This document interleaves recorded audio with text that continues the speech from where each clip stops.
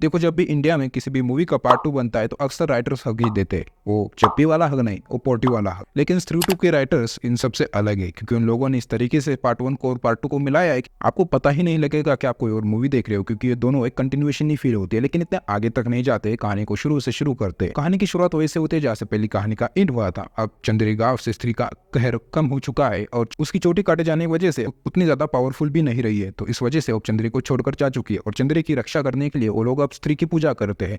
लेकिन पुराणों में कहा जाता था कि जब भी स्त्री जाएगी तो सरकटा आएगा, तो वैसे ही होता है, सरकटा आ जाता है। अगर बात करें सरकटे के बारे में तो सरकटा इतना ज्यादा हरामी आदमी है कि उसे वैश्या ने भी देने से मना कर दिया। तो आप सोच सकते हो कि वो कितना ज्यादा हरामी आदमी रहा होगा। इस आदमी को देखकर मुझे एक मेरे दोस्त की याद आई थी जो मुझे कॉलेज में मिला था, लेकिन उसकी बात बाद में कभी करेंगे। खैर, कहानी को आगे बढ़ाते हैं। जैसे कि आपने स्त्री के पार्ट 1 में देखा था कि स्त्री मर्दों को उठा रही थी, वैसे ही पार्ट 2 में सरकटा अब औरतों को उठा रहा है। वैसे पार्ट 3 में उठाएंगे किसको, बच्चों को या फिर दूसरी और कम्युनिटीज को? तो खैर, कहानी को आगे बढ़ाते हैं। तो जैसे ही सरकटे का आतंक इतना ज्यादा बढ़ रहा था तो उस आतंक को कम करने के लिए इस शहर का चंद्रिका रखवाला बिक्की प्लीज एंटर करता है, क्योंकि बिक्की को उड़ते हुए तीर अपने गांड में लेने का बहुत ज्यादा शौक है। लेकिन बिक्की अकेला नहीं है, उसके दोस्त भी है उसके साथ। लेकिन उसकी जो इमेजिनरी गर्लफ्रेंड है उसके ऊपर वो दोस्त उसे हमेशा टॉन्ट मारते हैं। लेकिन जैसे बिक्की के ऊपर पूरी की पूरी मुसीबत आती है तो बिक्की की जो औरत है यानी श्रद्धा जी वो एंटर कर जाती है। अब जो सरकटा है वो बहुत ज्यादा पावरफुल है, लेकिन बिक्की प्लीज की औरत श्रद्धा जी के पास भी दूध की शक्ति है।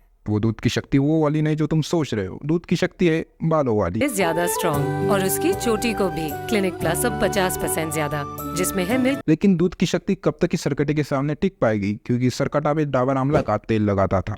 लेकिन जैसे जैसे कहानी आगे बढ़ती है सरकटा श्रद्धा जी के कैरेक्टर के ऊपर हावी हो जाता है। इन लोगों को सवाल पड़ता है कि भाई इस सरकटे को हराया कैसे जा सकता है। तो ये लोग उसका पास्ट खोदने लगते हैं कि उस सरकटे की कहानी आखिरकार थी क्या, और वैसे ही पास्ट निकालते निकालते वो एक पागल खाने में चले जाते।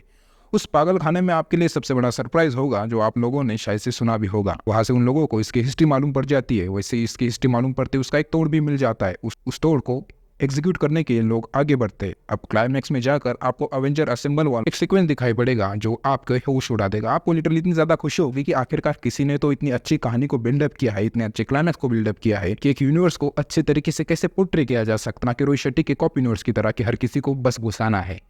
इस यूनिवर्स में आपको लेजेंडली कहानी को कनेक्ट करते हुए दिखाया जाएगा। कहानी एक दूसरे से बहुत ज्यादा कनेक्ट है। जो क्लाइमैक्स में आकर आपको एक अच्छा खासा शॉट दिखाई पड़ता है वो देखकर आपको लिटरली काफी ज्यादा अच्छी फीलिंग आएगी। तो इस तरीके से एक कहानी प्ले आउट करते हुए मुझे कहानी काफी ज्यादा पसंद आई है। मैं इसके और ज्यादा मूवीज देखने के लिए एक्साइटेड हूँ इस यूनिवर्स की। और जो कि इन लोगों ने कंफर्म भी कर दिया कि वैम्पायर की मूवी भी आने वाली है, जो कि दिल्ली से रिलेटेड ही कुछ होगी। तो विजयनगर का वैम्पायर कुछ है, तो वो भी देखने के लिए मैं एक्साइटेड हूँ। लेकिन मुझे कहना है कि ये जो बिक्की का बाप है, वैसे बाप मिलते हैं क्या? ये मैन्युफैक्चर होते हैं या डायरेक्टली ऊपर से आते?